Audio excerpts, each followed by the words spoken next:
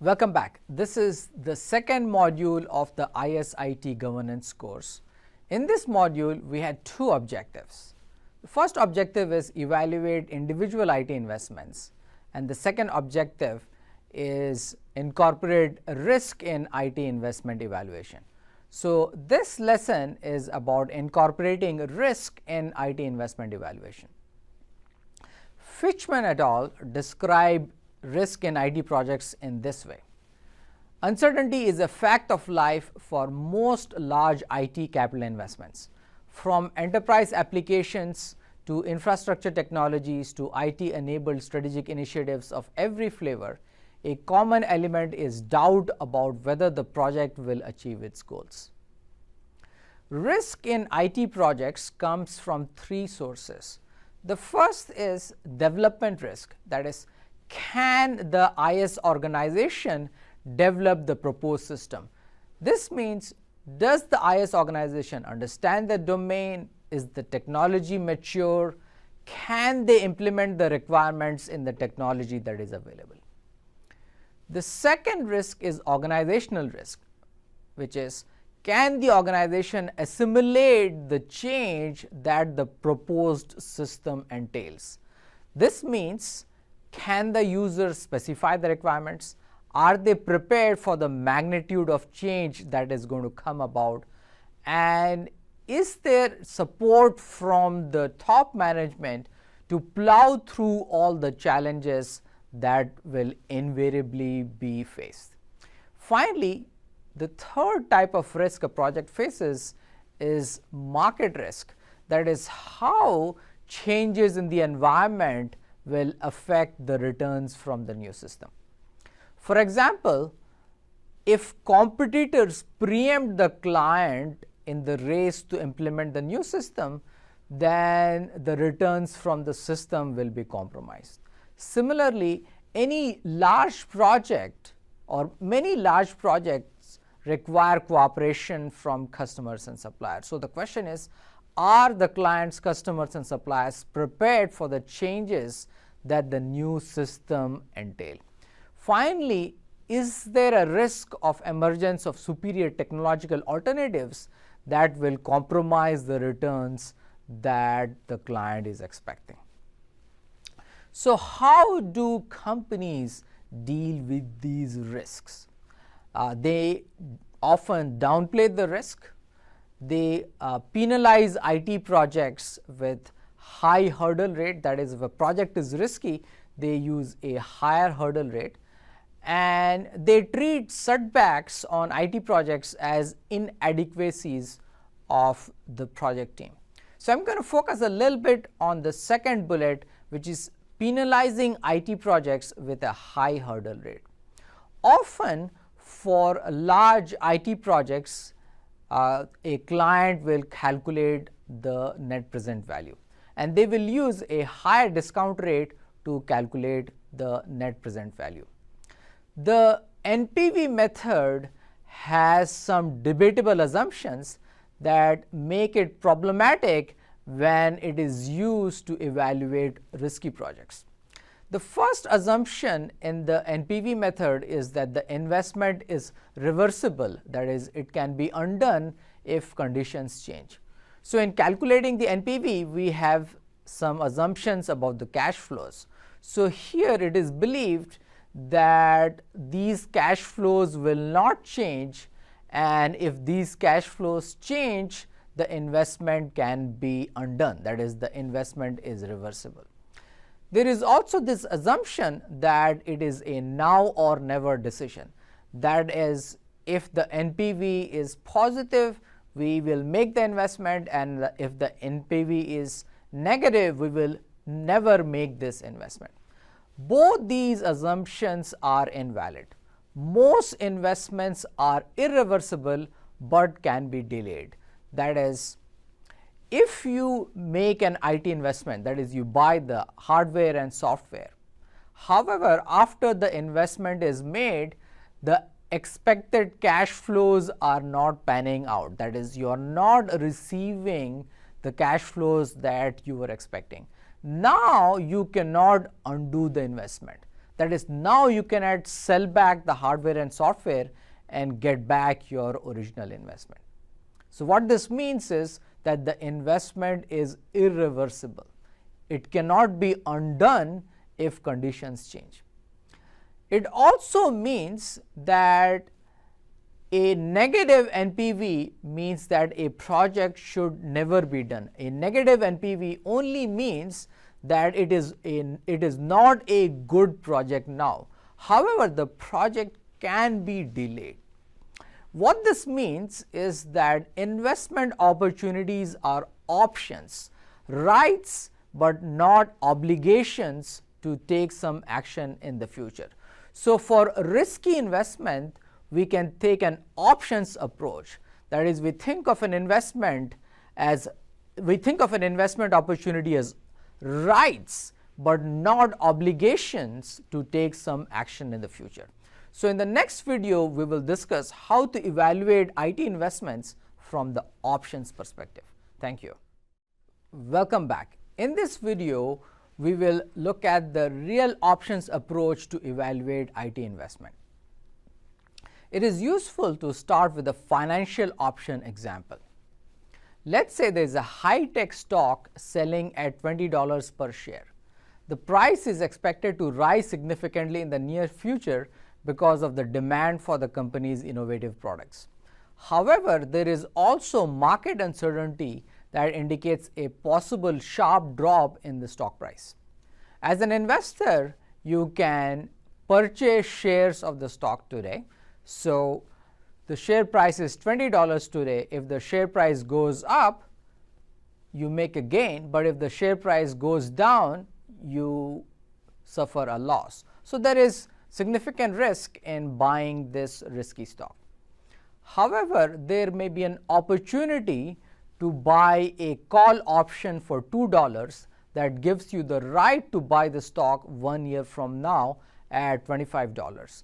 So what this means is, if the stock price goes really high, let's say the stock price goes to 30, you can exercise your option and make a gain. However, if the stock price tanks and the stock price goes to 10, you don't have to exercise your option. You just incur a small loss of $2. The same approach can be used to evaluate real investments like IT investments. So the basic idea is something like this. There is uncertainty about the investment, and it can be resolved in one of two ways. You can wait until the uncertainty resolves, or you can conduct a small experiment to resolve the uncertainty. So in this way, the option holder can participate in the upside associated with the investment, but limit their losses to the cost of acquiring the option.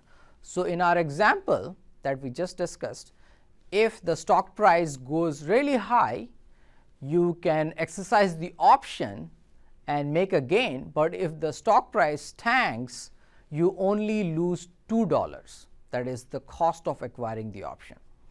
So this means that higher uncertainty means higher upside. If the stock price goes really high, you make a gain, but if the stock price tanks, then your downside is capped at 0. In this case, the downside is capped at $2, which is the cost of the option. IT investments can also be thought of in this way. So if you are considering some risky IT investment, you can think about them in this way. The first option is what is called defer. You have a risky investment, you defer the investment until the uncertainty about the investment is resolved. The second alternative is referred to as staging. That is, you have an investment, but you are not sure about the costs and benefits of the investment. So to resolve the uncertainty, you stage the investment. You execute stage 1 and you use the outcome of stage 1 to decide whether to pursue the investment. We can discuss a specific example to illustrate this idea. Walmart wanted to implement an RFID based supply chain. However, they were not sure if the costs and benefits were worth it. Similarly, they were not sure if their suppliers would be able to handle such a complicated project. So their approach was to stage the project. They started with Procter & Gamble. The explanation was something like this. The rationale was Procter & Gamble is the largest supplier. If the costs and benefits of the investment are not worthwhile to do this project with Procter & Gamble, then this is not a worthwhile project. Similarly, they were not sure that the suppliers would be able to handle such a complex project.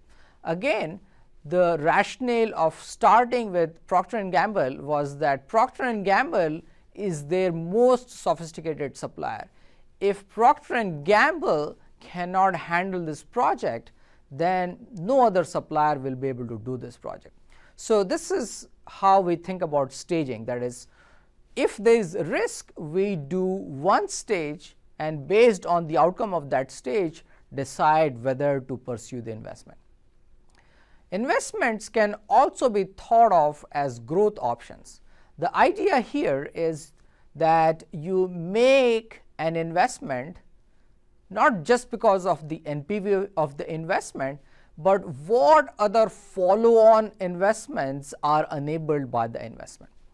To talk about a real life example, at the start of Amazon.com, they invested significantly on an e-commerce infrastructure.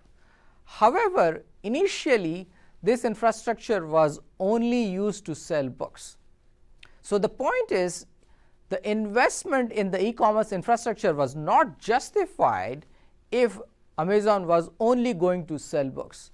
However, the investment is justified because it allowed many follow-on projects where the same e-commerce infrastructure can now be used to sell a broad range of products. So the investment in the e-commerce infrastructure is a growth investment. It's a growth option.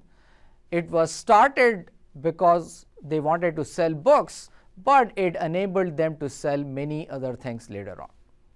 The last alternative is called abandon. That is, you start an IT investment with some expectation of costs and benefits. However, if some conditions change and you realize that you are not going to receive the benefits that you expect, there is no point in continuing with the investment. You can terminate the investment and reallocate resources to other more profitable projects. These ideas can be illustrated by using another example. So let's look at Starbucks. In the early 2000s, Starbucks wanted to implement a prepaid card to expedite checkout. However, they were not sure about the demand for such a card. So they started with a bare bones implementation. Because they didn't know if consumers really wanted to use such a card. However, once the card was launched and it proved to be very successful, they added online registration. The online registration allowed cards to be registered where consumers would be able to replace lost cards, reload cards with more money, and view transaction history.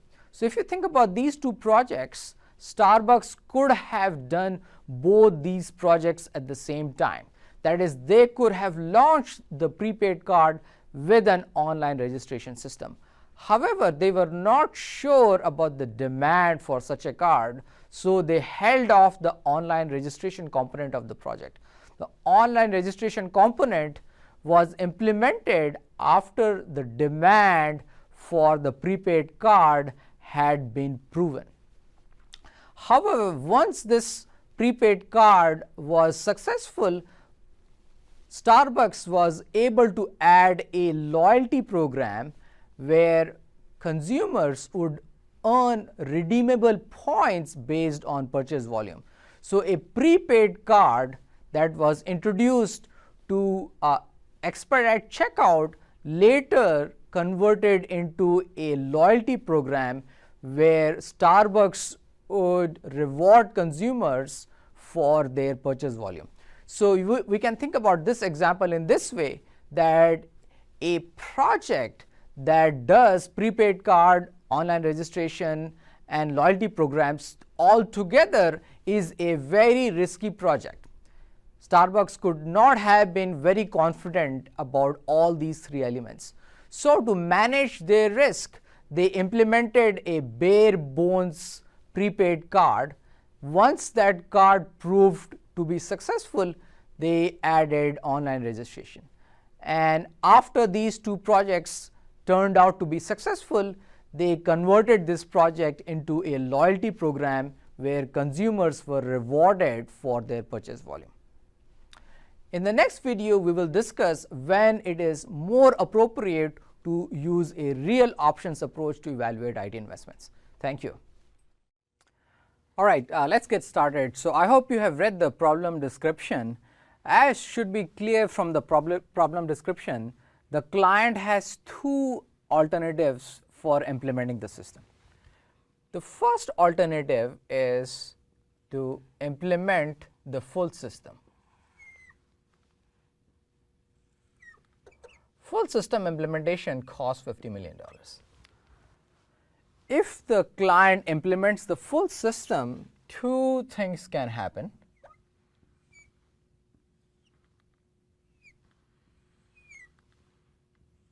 The system can be well adopted, and this system can be not well adopted. And the problem says that each has a 50% chance. If the system is well adopted, the client gets a high payoff of $200 million. However, if the system is not well adopted, the client gets a low payoff of $10 million.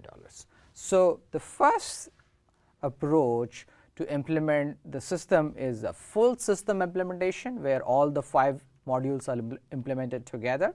That costs $50 million. With a full system implementation, there is a 50% chance that the system is well adopted and the company gets a high payoff of $200 million. And with a 50% chance the system is not well adopted and the client gets a low payoff of $10 million. The second alternative is to implement one module implementation. And again, when there is a one module implementation, things can go well.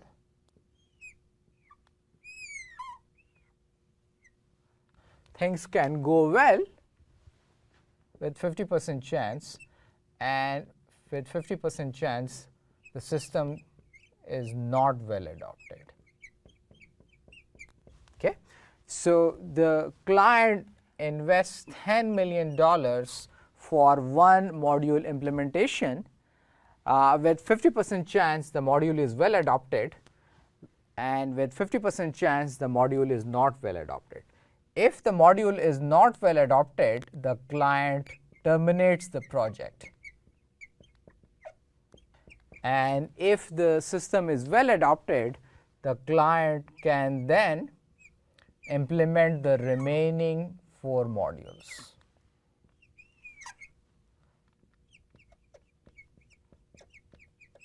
Okay. If the one module implementation goes well and the client implements the remaining 4 modules, they get a high payoff of $200 million. Of course, implementing the 4 module costs an additional $40 million. Okay. So the second approach is implement one module for $10 million. If things go well, you implement the remaining 4 modules for $40 million, and in this good scenario you get a high payoff of $200 million. However, if the one module implementation does not go well, you terminate the project, and of course, this one module implementation that does not go well and the project is terminated has a zero payoff. Okay. So, now let us evaluate the expected payoff from the two alternative approaches for implementing the system. The expected payoff from the first approach is calculated like this. The full system implementation costs $50 million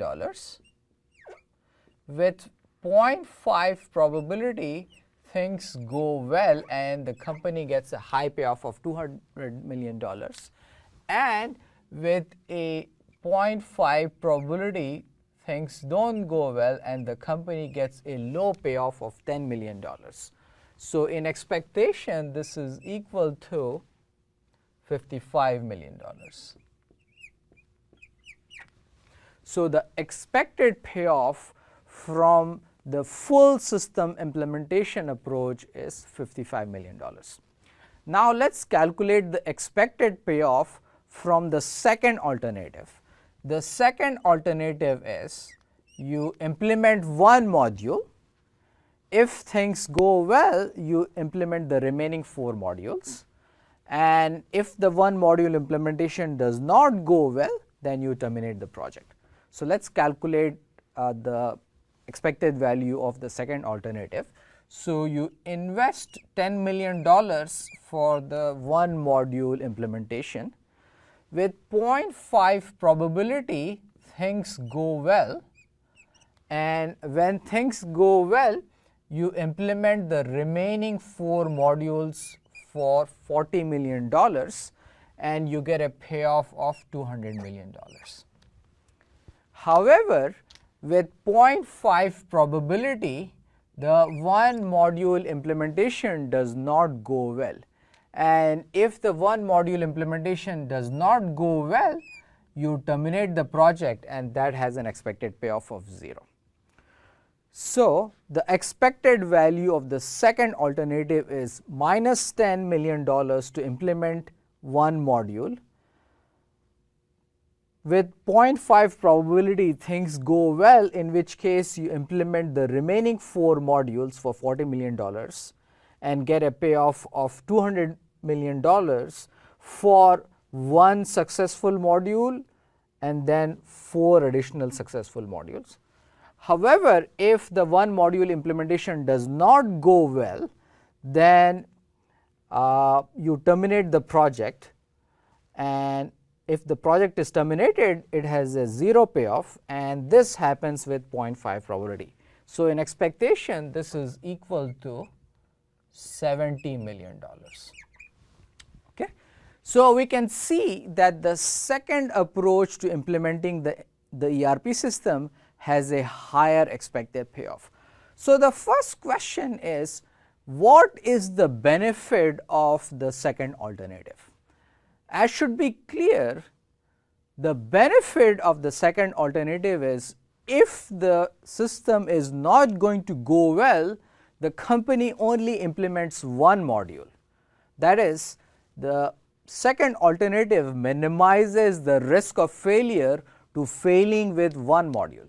However, in the first alternative where the company implements the full system, they succeed with the full system, but they can also fail with the full system. So, the risk with the first alternative is that there can be big success, but there can also be big failures. However, in the second alternative, the company only fails small. That is, if they are going to fail, they will fail with one module.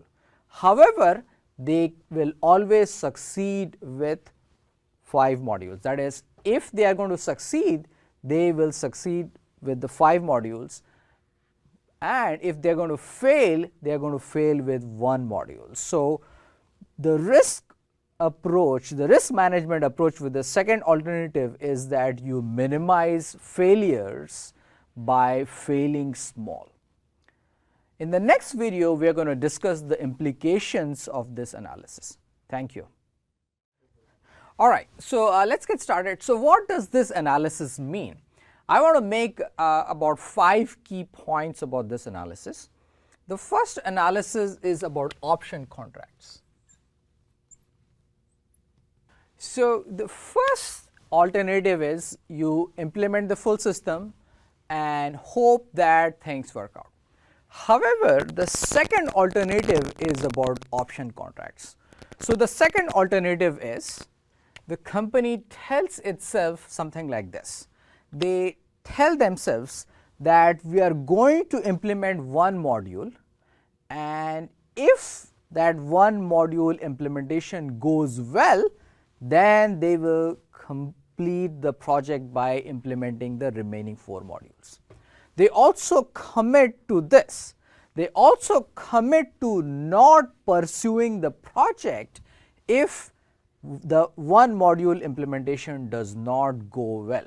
So here the idea of option contracts is that the company commits to a path where they tell themselves that we will do one module implementation, and if that implementation does not go well, we will terminate the project, and we will implement the full system only in the case that the one module implementation goes well, and they commit to this path at this point, right? So this decision about the analysis is being done at the start of the project. So the idea behind option contracts is that the client is committing to this path of not doing the full project if the one module implementation does not go well, and only doing the full system implementation if the one module implementation goes well. Okay, so that was the first point. The second point is about learning. So in the second alternative, we implement one module, and then based on what happens in that one module implementation, decide to pursue or not pursue the remaining modules. So the idea here is we should be able to learn about what is going to happen in module 2, 3, 4 and 5 by what happened in module 1. So if we cannot learn about the outcome of module 2, 3, 4 and 5 based on what happened to module 1 implementation, then this approach is not meaningful. This approach is meaningful only when we can do one module implementation, and based on what happened in that one module implementation, infer what will happen if module 2, 3, 4 and 5 are implemented, right? So we should be able, the idea behind this, the second approach is that we should be able to infer what will happen to the system implementation by doing a one module implementation and learn what is going to happen with the rest of the system. The next point is about where do these probabilities come from. We said that with a 50% chance the project can be well adopted, and with a 50% chance the system may not be well adopted. So the question is, where are the probabilities coming from? These probabilities can come from 2 sources. The first is that the company itself may have done many projects in the past, and they can look at their own data and decide which project the current project is most like and what happened in that project. So based on their own prior experience, they can tell what is the likelihood of adoption and what is the likelihood of resistance. So they can derive or infer these probabilities based on their own prior experience. This information can also be gleaned from consultants who may have done similar projects with other clients in the industry, or the consultants may have done similar projects with clients in other industries. So these probabilities can be inferred from the success or failure rate of similar projects with clients in the same industry or with clients in different industry. Okay. The next point I want to make is about simplification. In this analysis, the system consisted of 5 modules, and we said that we are going to divide the project into 2 parts, module 1 and then module 2, 3, 4 and 5. As you can see, we can decompose this project in different ways. For example, we can think of this project as 5 stages. Module 1, based on what happens to module 1, we decide about module 2. Based on what happens to module 2, we decide about module 3 and so on and so forth. So, a company can decide by itself how many experiments should it conduct, or what should be, or how should the project be decomposed.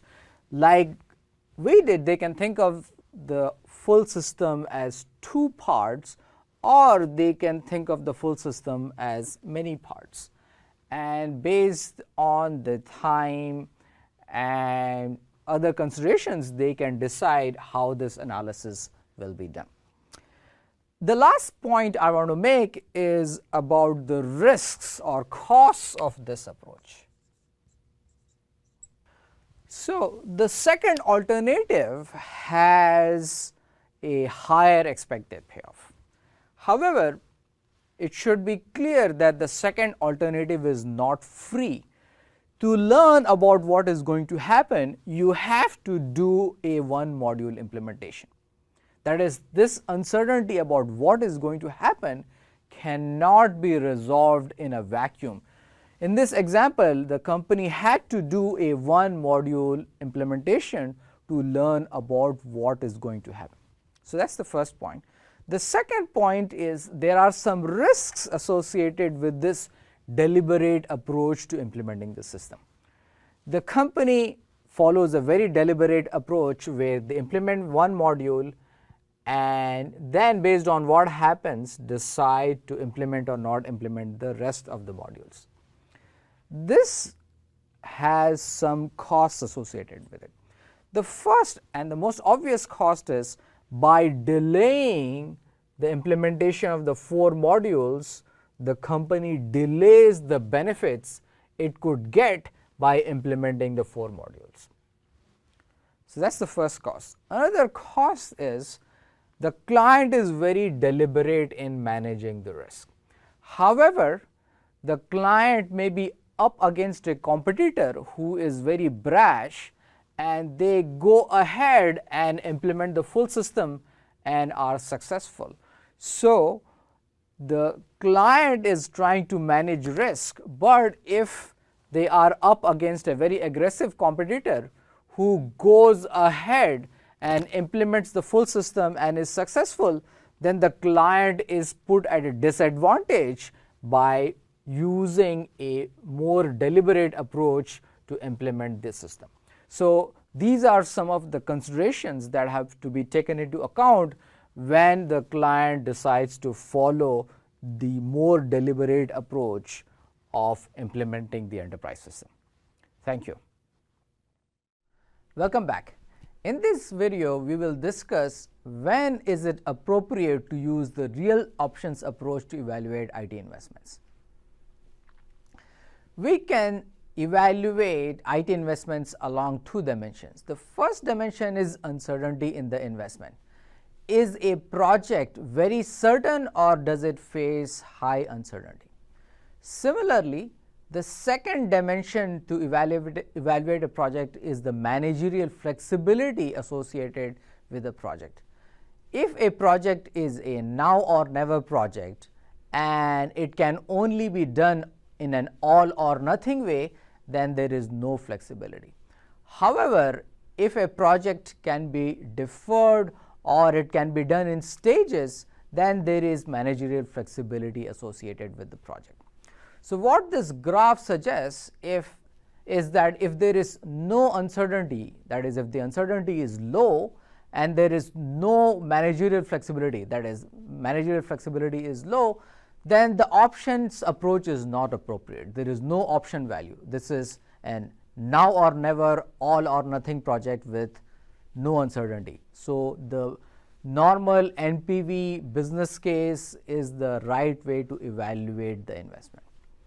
However, if an investment has high uncertainty associated with it, and it also has high managerial flexibility associated with it, that is, it can be deferred, it can be done in stages, in that case, the options approach is more appropriate to evaluate such an investment. That is, the options approach is more appropriate when the project faces high uncertainty and when there is flexibility about how the project can be executed. Ross and Beath present a framework to evaluate IT investments. In their framework, there are two dimensions to an IT investment.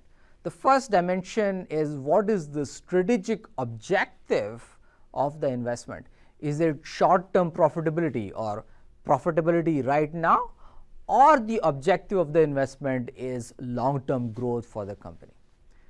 The second dimension of the investment is the scope of the technology. Is it an infrastructure project, or is it an application or a business solution project? So in their framework, there are 4 types of investments that have that make different approaches for evaluation appropriate.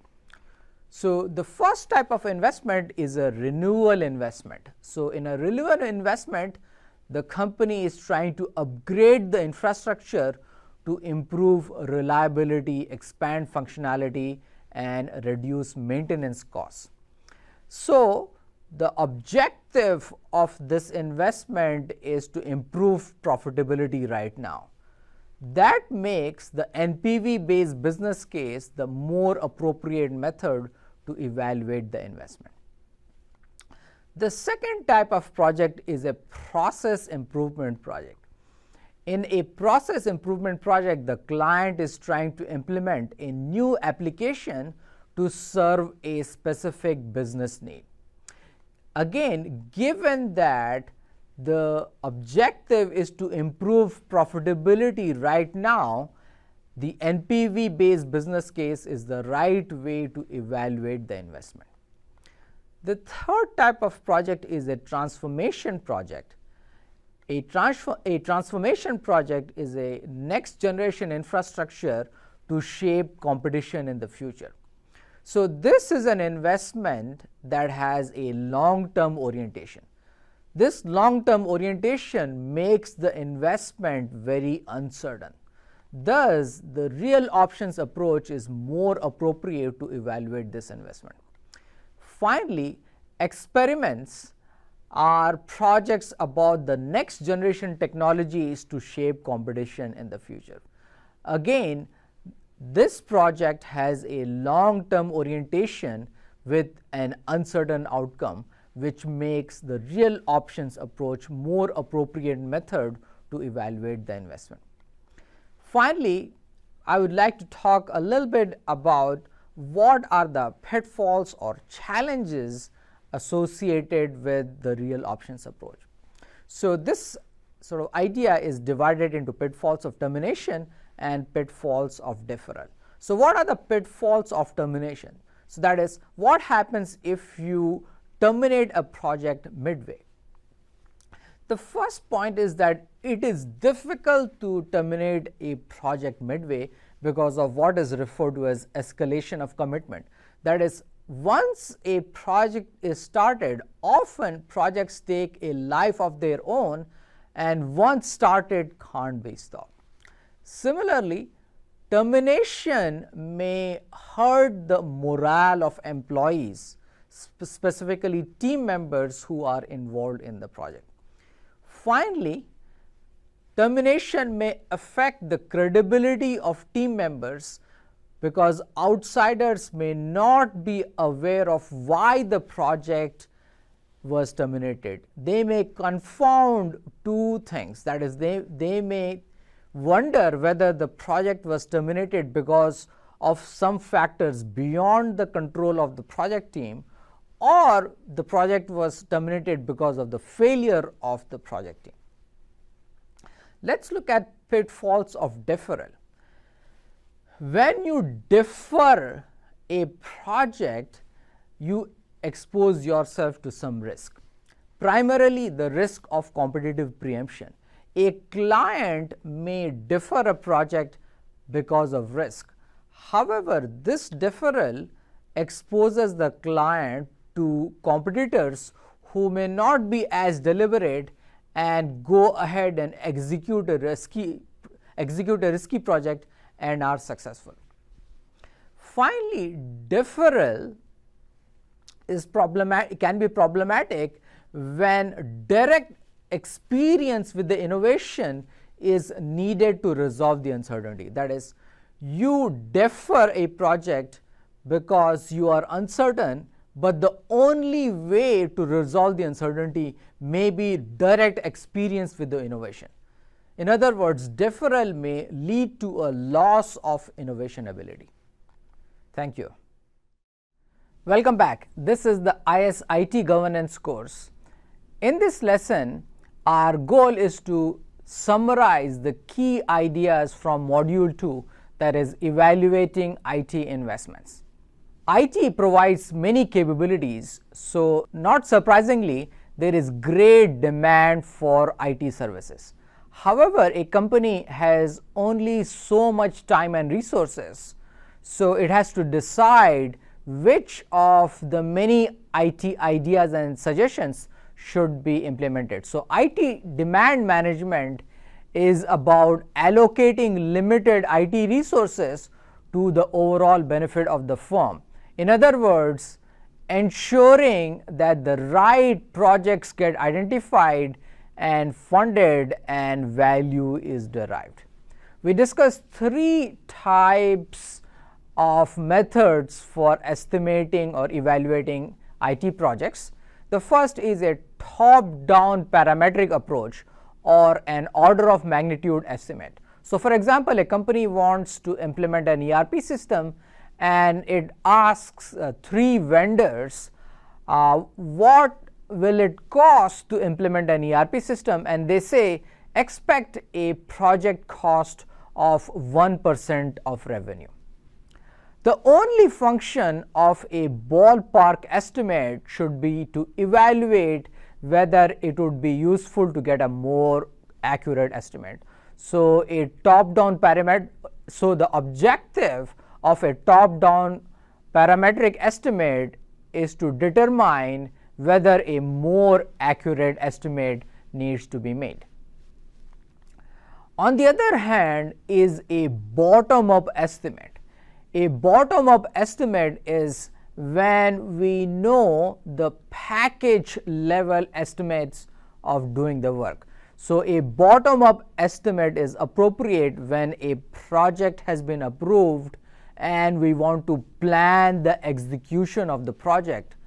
In that case, we want to know the time and effort and cost of performing or executing the project. So that is, we need to know work package level estimates.